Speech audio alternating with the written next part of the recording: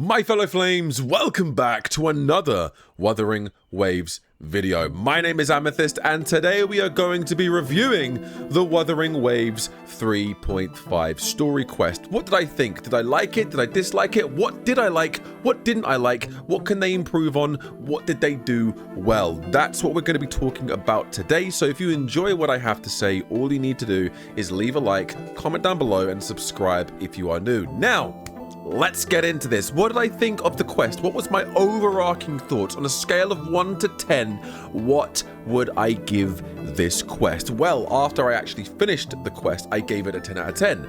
But I had my excited hype beer goggles on and it wasn't a 10 out of 10. After thinking over the next couple of days, up until this moment, I can honestly say this was an 8 to 9 out of 10. This quest was a solid 8 and I would push it to give it a 9 out of 10. It's in that ballpark. It's in that range. I don't think it's a straight 10 out of 10, although when you first played the quest, I can see why a lot of people, even myself, gave it a 10 out of 10. Now, after I actually played through the quest in preparation for this video, I rewatched the entire thing, non-commentary. I found a non-commentary playthrough and I watched the entire thing again, all 5 hours. And I can honestly say it is an 8 to 9 out of 10. There are problems with it. We're going to be discussing what the problems were, but I'm going to be talking about what I liked first. I loved Yang Yang in this quest. Yang Yang was done perfectly in this quest. Well, near perfectly in this quest. I think it's about goddamn time that Yang Yang got the love she deserved. After years of waiting for her to come back, after almost 2 years of wondering where she is and what she's been up to, we can now finally say she's back and it looks like she's here to stay.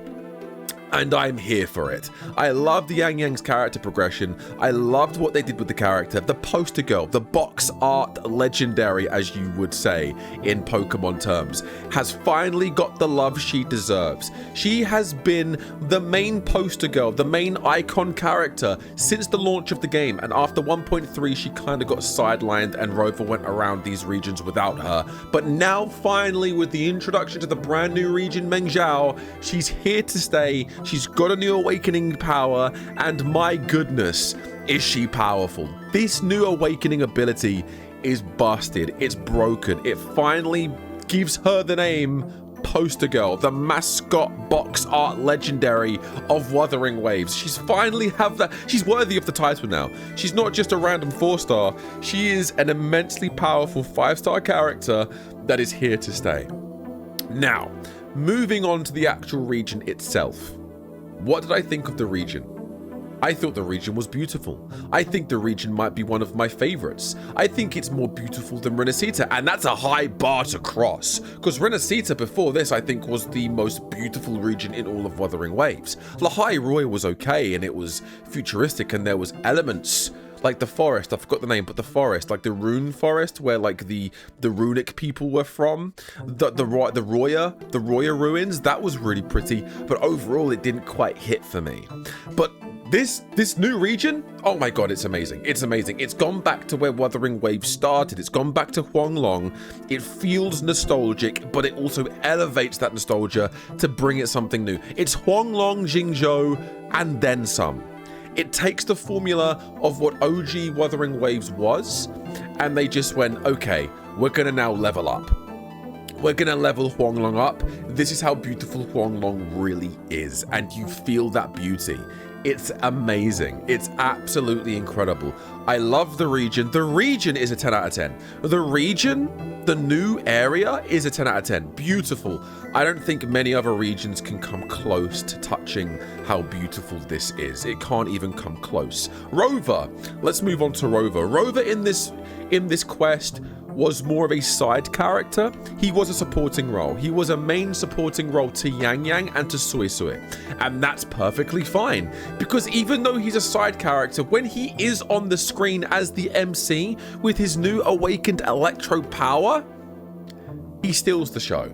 This newfound power that he's been given is so busted and broken. This is amongst the best aura farming moments we've seen Rover give us. I think this is number one.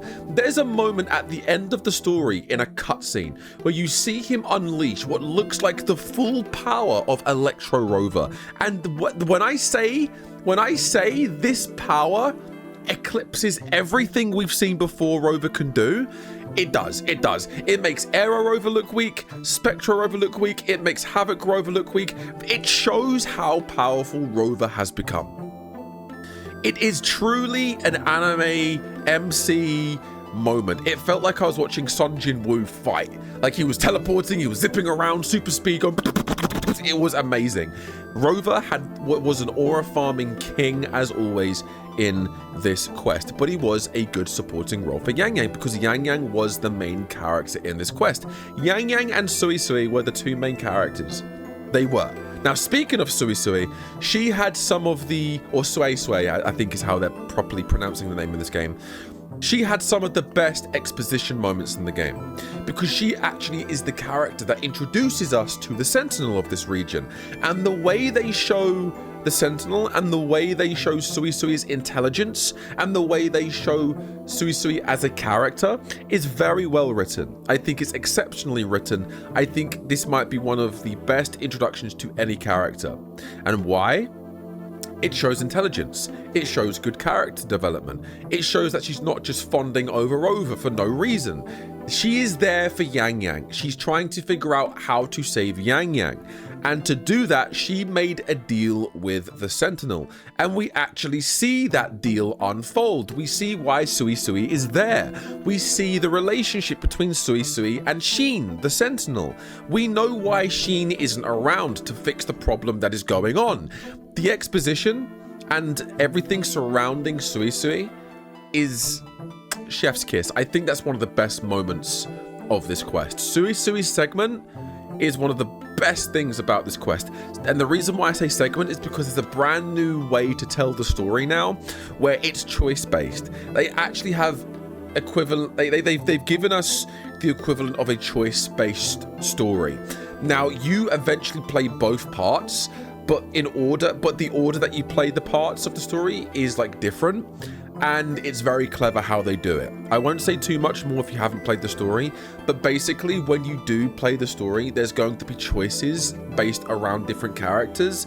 That doesn't affect the overarching ending of the story, but it's good to get different perspectives at different times based on your choices. That's all I'll say. We got introduced to every single new character other than one, the red-headed character that we saw in the drip marketing. Now, she was referenced, I believe. She was referenced, but she wasn't shown. She was referenced by one of the main villains in this arc, but she wasn't shown, which tells me she is going to be a villain.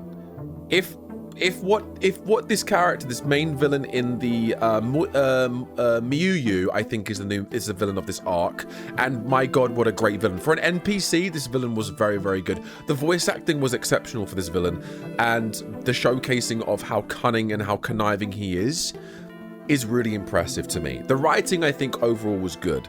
There were some things that were executed poorly, but overall, I think it was very well executed. The villain was very well executed. The villain was one of the best moments of this patch, and we are referenced to the Fractidus. We are referenced to other villains that may not be associated with the Fractidus.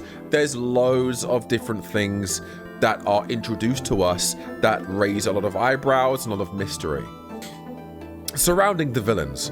Now, there are many other moments I can touch on, but I don't want to spoil the story. There are other things that are spoken of, there are other things that are said, but this is going to be a non-spoiler review because I want you guys to experience it for yourself. Now, what didn't I like about this quest? The pacing in the first act was slow. The pacing could have been better. Exposition is important. I know how important the exposition was in this story, and I can appreciate it. It didn't take me out of the story. It didn't take me out of it, other than one moment, which was about a 20-minute segment. There was a lot of like tell not show. Whereas in the second act, where specifically when it's around Suisi and Sheen, the exposition was show not tell. You were doing activities, you were seeing actual cutscenes, you were seeing certain things that progressed the exposition of the story in an interesting way. In the first act, it was a lot of talking, a lot of yapping. Now, the exposition itself was interesting, but the way they were telling the exposition wasn't so interesting, and I think that slowed down the pacing for the first act. So there was pacing issues in the first act, and I think they could have easily cut out, or at least rewrote to cut down that segment by around 20 minutes. You could have taken 20 minutes out of that first act of this new chapter, and it wouldn't have changed a single thing. In fact, it would have improved the pacing.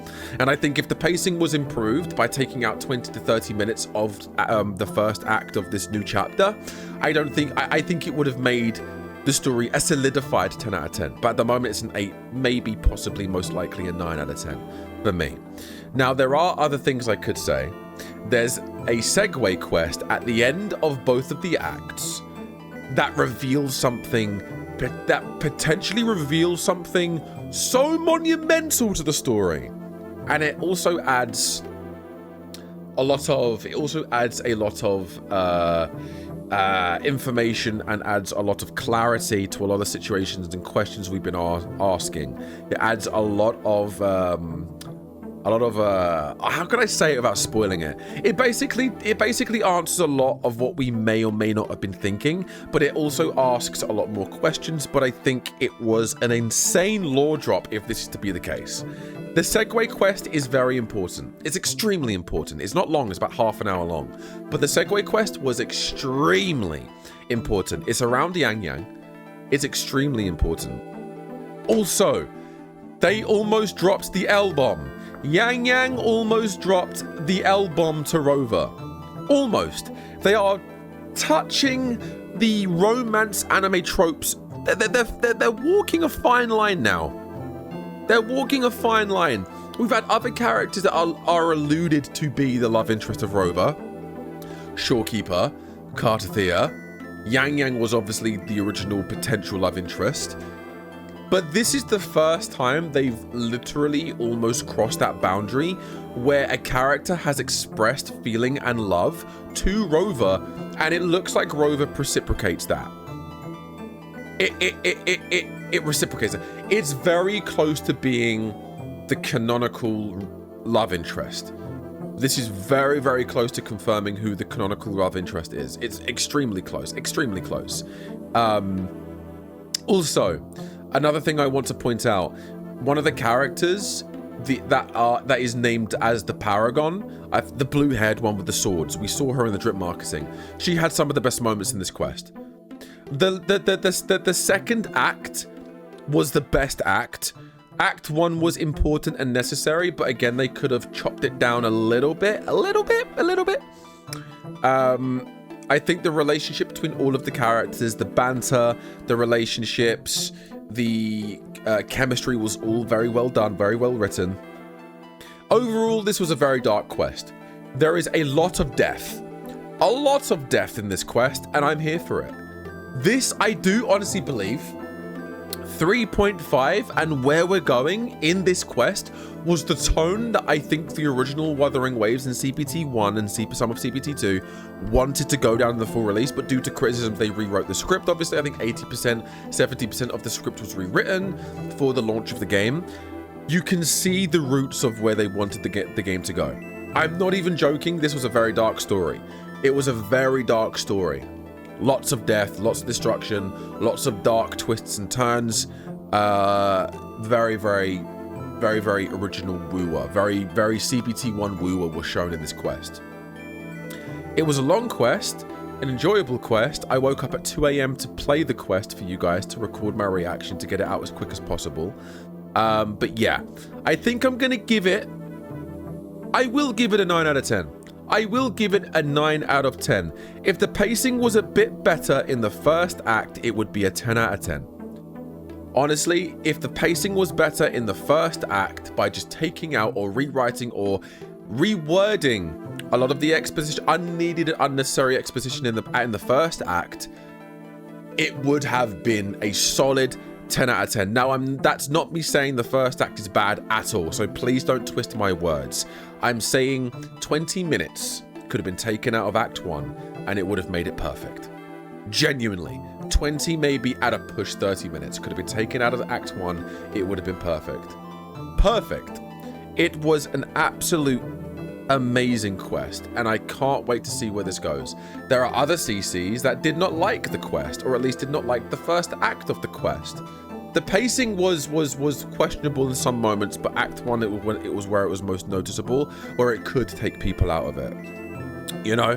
But overall, I think it was a solid quest. I think the characters were great. I think we are in for a very exciting and interesting road ahead, and I'm looking forward to seeing what happens. I'm looking forward to seeing where this story goes. The villains are going to be interesting. Rover's newfound abilities are going to progress and get interesting. Yang Yang is going to be, I believe, one of the main characters of this overarching chapter, and I cannot wait for it. Cannot wait for it. It was amazing. It was amazing. The cutscenes are getting better as well, by the way. The cutscenes look chef's kiss perfection.